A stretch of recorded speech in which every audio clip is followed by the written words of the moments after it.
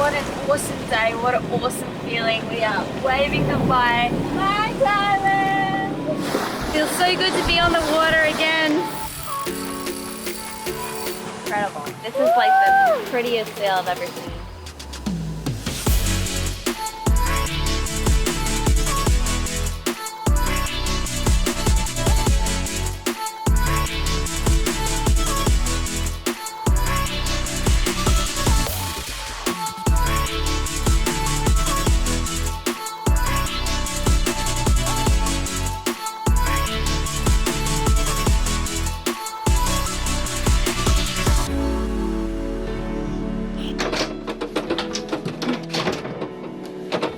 Feeling better? Yeah, I feel heaps better. You're smelling better.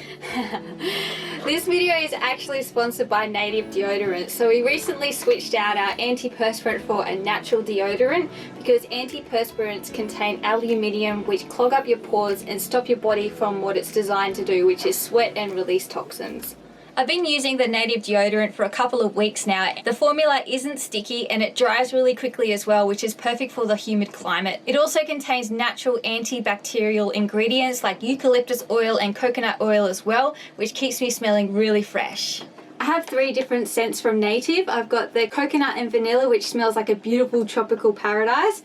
I have the charcoal, which makes it smell really fresh and clean. Yosh loves this one. I've been using that one. And then also the eucalyptus and mint, which is a very natural and relaxing scent as well. But all of them are beautiful and I just choose which one I want to use depending on the day. These products are vegan and cruelty free as well, which we love. I love the fact that they have natural scents. They're aluminium and paraben free. They're also sulfate free and they have shea butter in them, so it leaves your skin nice and moisturized. These are really beautiful products that we recommend, so head on over to their website and check out all the different scents that they have. Native have given us an offer for you guys. 3 deodorants are normally $36, but with this discount code, you can get 3 for $24. So that's 33% off. So check them out and go natural. All right, let's go sailing.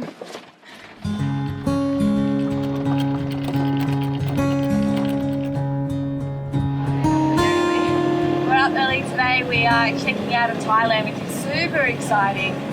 Can't wait to leave. Our visa's run out today, so we need to definitely do it today. Yeah, Nandji's moving on. Oh, yeah.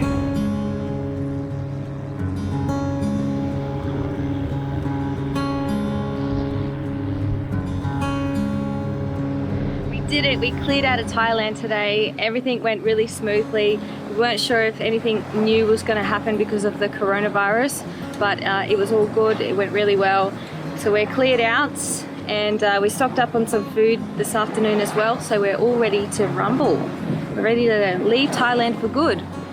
Yeah, the coronavirus is making Thailand unrecognizable really. It's normally super busy with tourists, lots of hustle and bustle, and it's looking a little bit like a ghost town at the moment. They are still letting tourists in, but I guess less people are choosing to travel at this time, and so I think this is really going to affect the local people. There's a lot of, like, tourism is the main commodity of Thailand, and a lot of the local people have businesses and they rely upon the tourists to make money, and so I really feel for the local Thai people.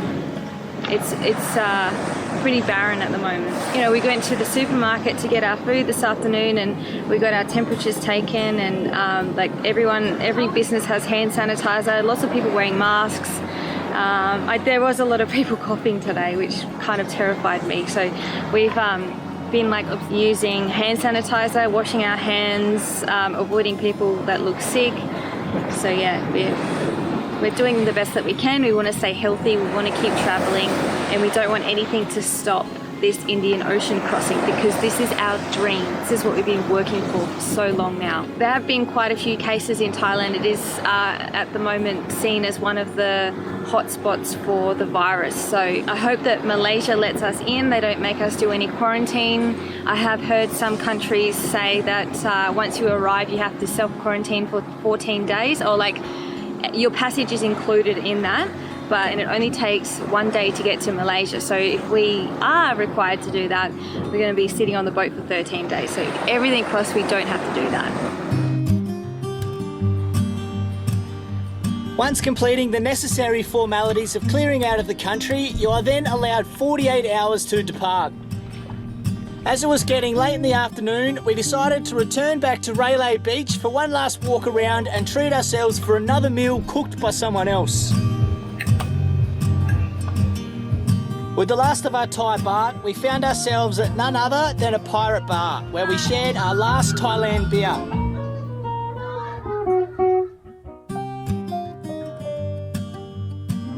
Pretty happy to be leaving? Yeah, I'm super tired. Was then a long walk back to Nandji through the funky streets, as tomorrow we are sailing.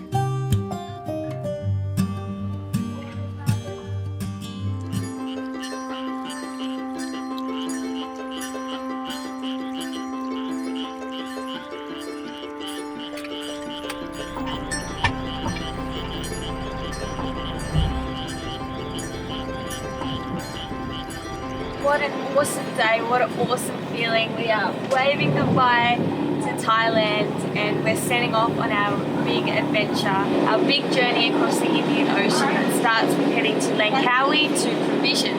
Langkawi is a small island of Malaysia.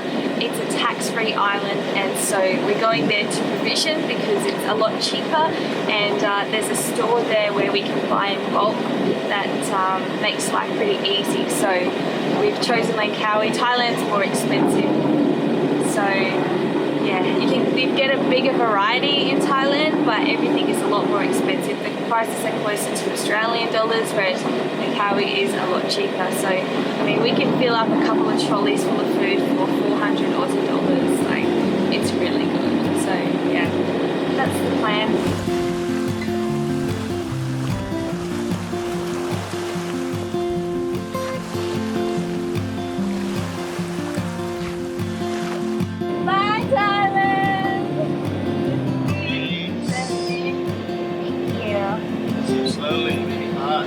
Feels so good to be on the water again. Off easy? Yeah? They're coming off, but they've still got their little their bits left on there. When we went to the boatyard, because when we left Rock Dock, we dropped the tender off to try to save us when we were on the rocks, and we never lifted it back up because we just towed it all the way back to the boatyard, and then we just tied it up onto the dock, and so it sat in the water in the boatyard for the 3 weeks we were there, and we kind of just forgot about it. It was like when we left, we were like, remind me not to forget the tender, because flubber was just sitting there tied up, and so we've picked up flubber, and when we saw Bonita going for a fang in it, yeah, this is the result. So the front bow is lifting up, and you can see and you can definitely feel it just when we're cruising along, like it's so how much slow. slower. Yeah. With the 3 people in, like we should plane easily with 3, and we're not really, it's hard to plane. So this is collateral damage. Collateral damage. We just got to fix her up, so I'll just give her a scratch back, and I might need to get some barnacle buster when we get to Langkawi to try to get rid of all this crap. We want to fly the spinnaker today, but we don't want it to be anywhere near these sharp barnacles. We don't want the sail to accidentally touch it at all. So Yoshi's going to clean up the tender, and then we're going to fly the bad boy. The sails come off really easy, and they just leave that residue, you know, and that's the worst bit. So I might spray some bleach on it and give it a scrub.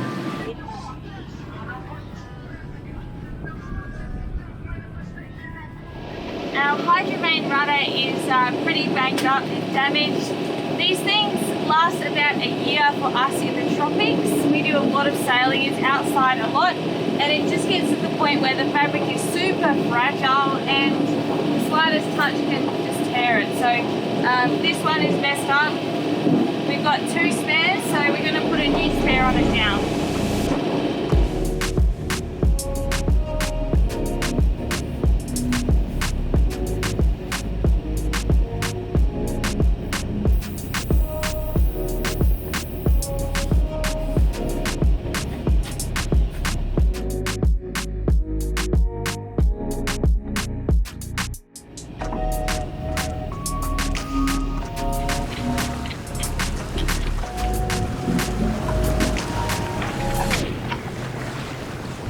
With these little jobs out the way, we could hoist some sails and settle into this glorious sunny day.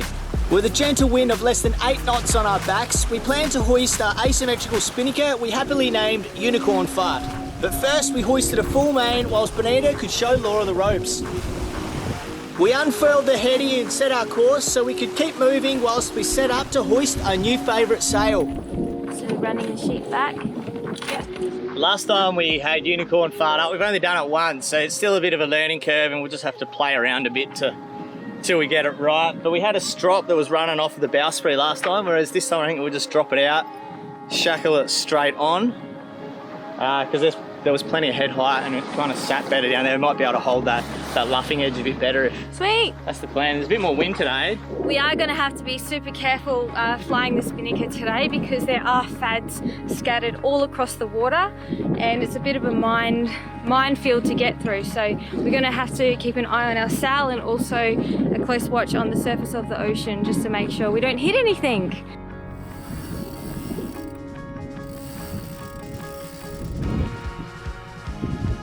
We're having a little bit of teething problems. It's the second time we've flown the spinnaker, so we still are working out, you know, a few things. And the halyard was coming down on the wrong side of the inner forestay, and that's going to cause issues. So we've had to pull her back down again. We're going to rerun the halyard around the other side and then hoist her back up again.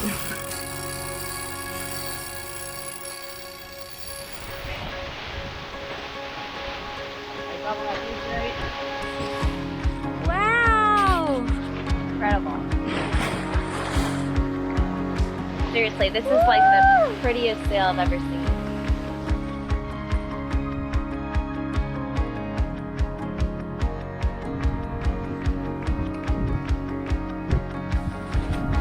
Alright, first time stocking. Are you ready?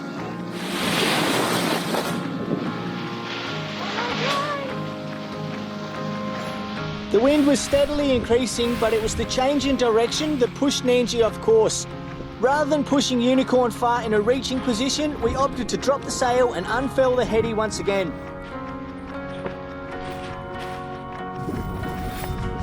Nandji still kept up a good speed as we beam reached towards the Rocknock Islands where we have unfinished business with a reef. How do we celebrate? Yeah. Triple cheers. Cheers, babe.